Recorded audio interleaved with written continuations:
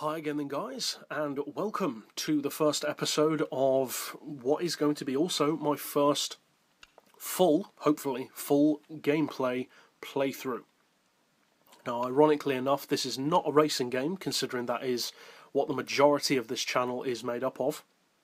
Instead I've opted for a third/first person team-based game, which is based on one of my favourite films, The Thing. This game is set after the events of the film, for those who have seen the John Carpenter film.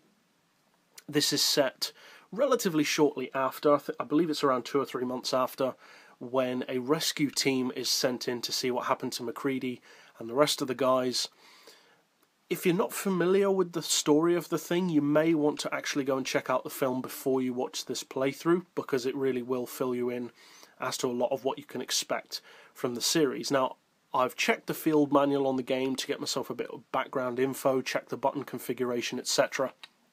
And I've also played through about the first 5 minutes of the game, just so that you guys don't have to see me bumbling about like an absolute imbecile. So, and I was bumbling about like an imbecile, so we're going to play the game on normal difficulty, just to go for a default, basically, playthrough. And we open with a cutscene.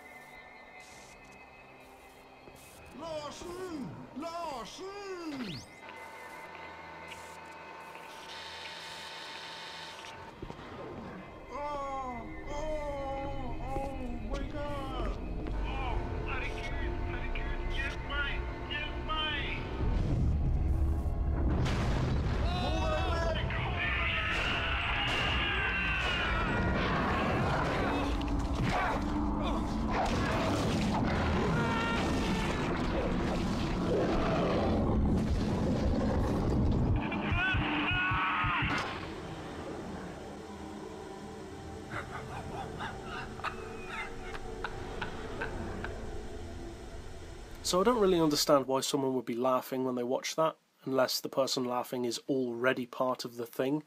Again, like I said, if you're not familiar with the lore of The Thing, then you really do need to at least look it up on the net, if not watch the film, to actually know what all of this stuff means. Because it's actually a really clever movie monster.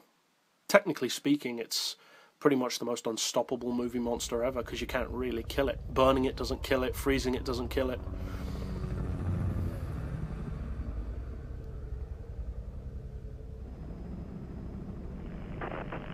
Blake, it's Whitley. What's the situation? Not good. What do you see? Not a guy in the storm. Have you found anything? Well, your transmitter's down and everything else is... What do you mean? The base is gone, Colonel. It looks like massive explosives damage. Any clues here are gonna be like finding a needle in a haystack. Understood. Do a recon, see if you can find anything that'll give us an idea what happened. I can try to get the chopper back to you within an hour, but visibility's falling fast and the report for your area is not very good. Okay. We'll make a sweep and report back. Roger. Meanwhile, I'll check up on Alpha Team. Oh, Blake, just remember it's 40 below out there. We both know exposure could sneak up on you. Keep your team together and get them to shelter as quickly as you can. Roger that. Blake out. So, like I said, I haven't looked into how the story of this game plays out, because obviously I wanted it to be genuine reactions from me. But I do find it strange that his name is Blake. I mean, maybe that's just a coincidence, but one of the guys in the film is called Blake. So I don't know if he's a relation of him, maybe, or what, but we'll have to see. So as far as the tutorial goes, I've already read through this stuff, so if you want to read it, obviously just pause the video at any point, but I'll just skip that for now. You can't stay out in the cold for too long, which is cool. The objectives obviously come up, and I've already checked out what the different buttons do, etc., so we will just get on with it. So you need to get in out of the cold, of course. And let's begin.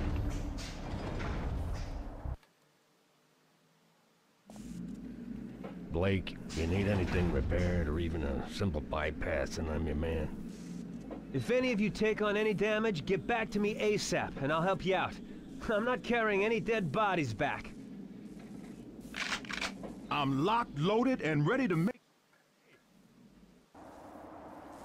And I'm ready over here with the cheeseburgers for anybody who wants one. So squad members, you can talk to people. Okay, squad member trust. I've already looked up this stuff, so again, if you want to read it, just give it a quick pause. So as I said, I've already played through the first section of this, so I already know what to do for this part. For junction boxes, you have to fix them, basically.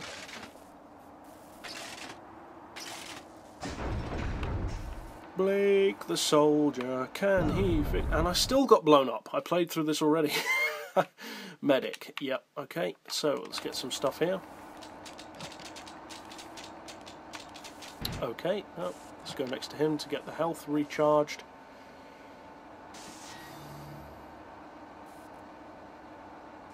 Thank you. So, in my first recording of this playthrough, which I decided to delete because it was so hopeless, I basically just wandered around this room for about 5 minutes. I managed to lock myself back inside here, and yeah, it just wasn't that entertaining to watch, so let's continue. Okay, now this is about as far as I've got, so... Is the team still following? Yes, they are. Good. So we are now out in the cold. And obviously this is the section... Oh, so there's the pool table. So there are, interestingly... Oh, the roof fell down, as it does. There are some references to the film then, which is pretty cool. That the rec room where they were in a section of the film. There's plenty of toxic looking barrels hanging around. I don't think there's much to pick up out here, but we'll have a quick look around anyway. Aha! So that is the culprit. All of this was caused by someone who really had to go. Ah, and there is the evidence. The exploded toilet. So we can't use the helicopter either because that's also damaged from in the film. Again, like I said, if you haven't seen the film, there's a lot of information which will help you to know. So I'm just quickly looking around to see if there is anything up here to pick up, or anything out here to pick up, because I don't really want to backtrack. Okay, so locked doors. Need to find a key. So the hint is the key is hidden underground.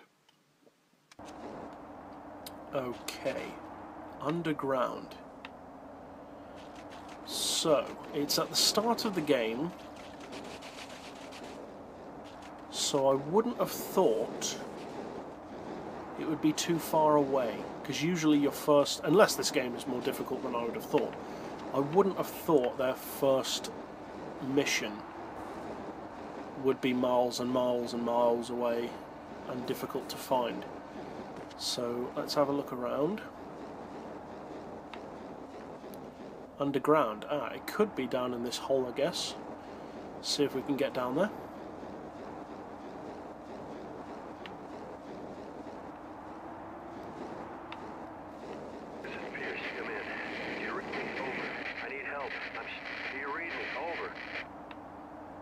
Yep, we read you. Aha! Underground.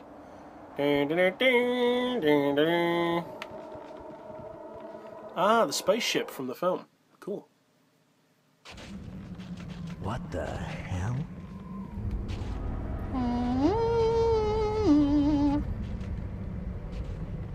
What do you think it is, Captain? I think it's a Pimp My Ride reject. Am I right? Hold of me. This gives me the creeps. Yeah, we're not alone in the universe and all that. Check it out and move on. He's a man. Nothing phases him. So, is the key really going to be down here, I wonder? They said it was underground. So, logically it should be somewhere around here. You can't get in the ship. Ah! Cha-ching! Okay. Let's have a quick look around here, because there may be something else that I'm missing. Some supplies. Or... Ah, that's good to have. A fire hydrant. So now let's get back to the infirmary. So one of the things that I do like about this game, because obviously the graphics aren't that great, they're typical PS2 graphics, but one of the things that I do like about this game so far is actually the voice acting. Often with games like this, the voice acting will be pretty bad, but in this case, it actually seems okay. Gain access to the infirmary completed. Advanced junction boxes. Okay. The engineer can fix them.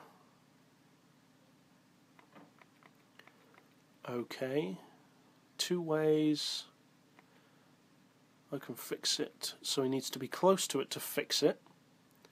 Or press the O button. Right, okay. Oh, right, no, that's still with the I can fix it. So press O to get that one. Second way, squad menu, engineer, go to junction box. Okay, so let's try option 2. Let's go to borrows, interact. Okay, there we go. Okay. Okay.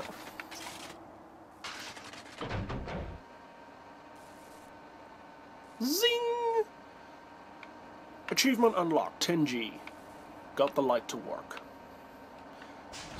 Access code doors. Wow, there's still a lot of tutorials, which is kind of good. Access code door. Need the access code. Who knew, eh? Found in computer terminal messages. And written down. You don't need... Just in case you're a moron, you don't have to make a note of these codes because he remembers them. Again, good to know. When you found the access code, go up to the door. Okay, so pretty much the same as when you open a normal door. Series of numbers. Right, okay, so they may not be obvious, so I need to keep a lookout for that. Okay. He did. Brain. Is there anything else in here?